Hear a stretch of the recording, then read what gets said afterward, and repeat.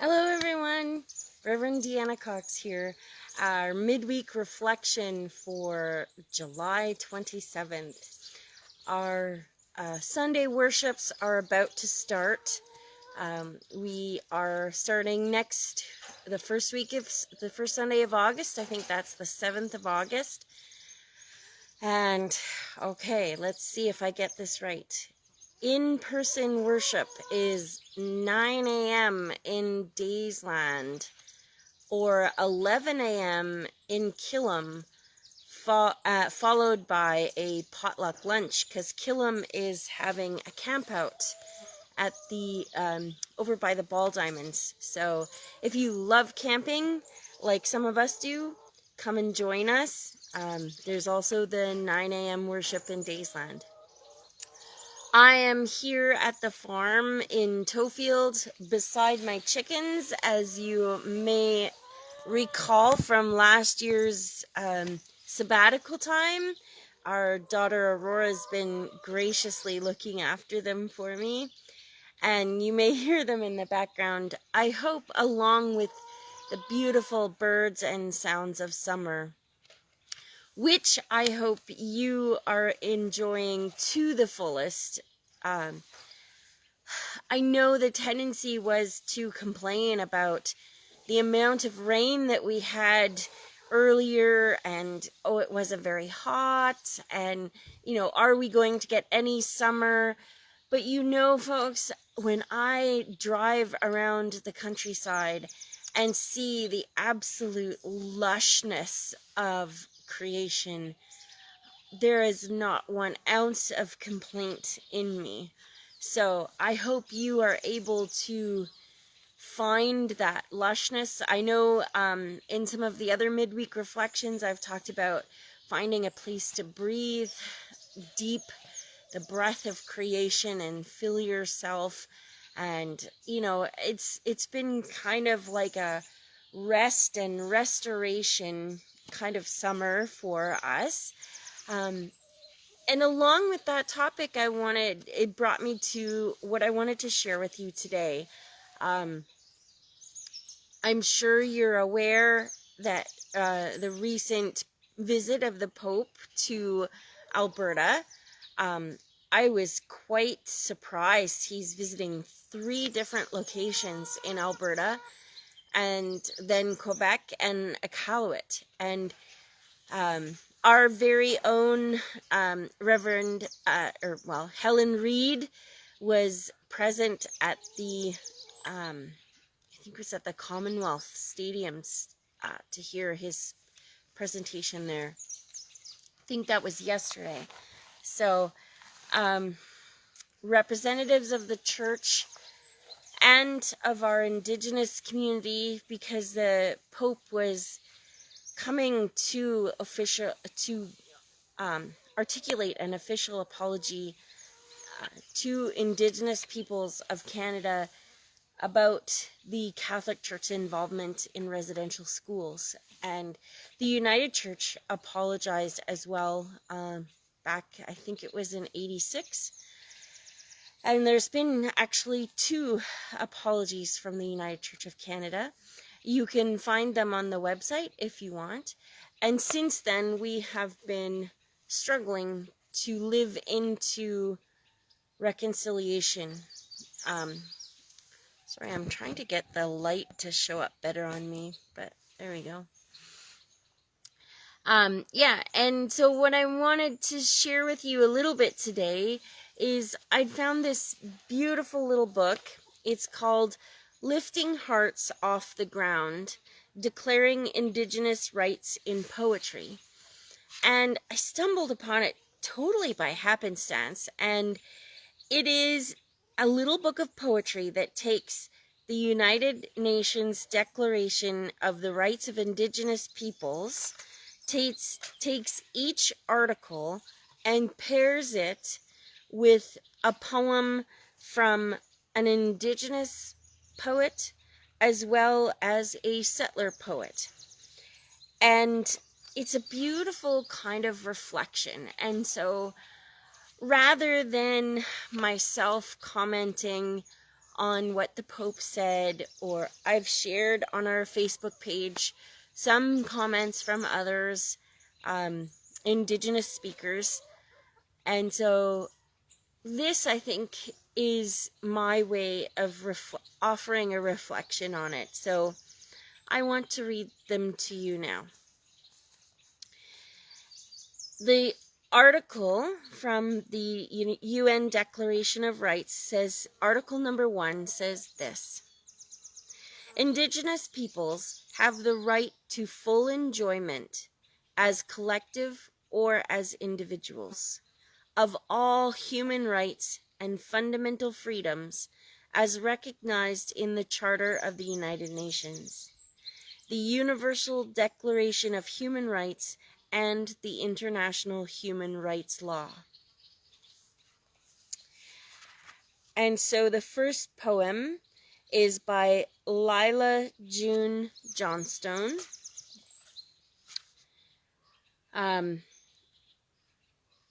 Is an Indigenous American poet. And she says this: Am I uncivilized if I wear buckskin, even while I pray for peace? Are you civilized if you wear a wristwatch, even as you wage war? How do I quell the fears of my sisters and brothers across the ocean? How do I help them see that, yes, I am human? How do we quell the anger in our hearts when our humanness is questioned? How do I replace this infinite frustration with infinite forgiveness? We will love in the face of bloodshed, in the face of hardships inflicted on a people because we were purported to not be people. We will hold fast to love, to forgiveness, to truth. We anxiously await the day when they don't need declarations and articles to know that, yes, indeed, we are human.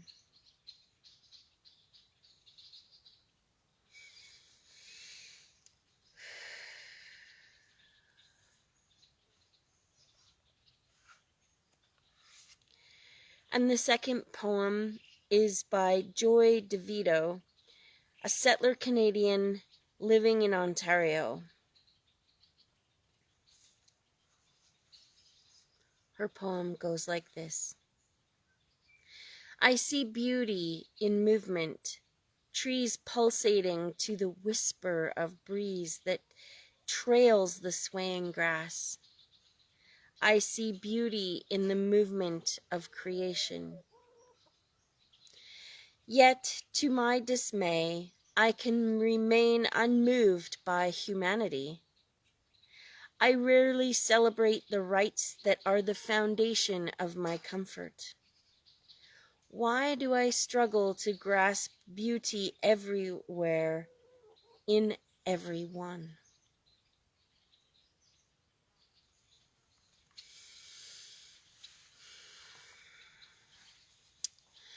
So Friends, those are two poems based on a reflection on the Article 1 of the United Nations Declaration of the Rights of Indigenous Peoples. And I invite you to reflect on those poems. Play the video back if you want and listen to them again. I invite you to read the comments that Indigenous leaders and peoples are saying about the Pope's visit and what was said, and to listen and reflect. And I know some people feel that today we have to be so careful about everything we say and do. And that what's the sense in that? That we need to just get over this and just be people again. I think I hear that in that first poem. That We want the day when we no longer need declarations of rights or apologies, formal written apologies to make things right. But until that day, or for that day to come, that means we need to be mindful of what we say and do. It might seem silly or redundant to you, but I'm sure that there's a word or a phrase or something that has profoundly hurt you throughout your life that maybe didn't have the same effect on the next person.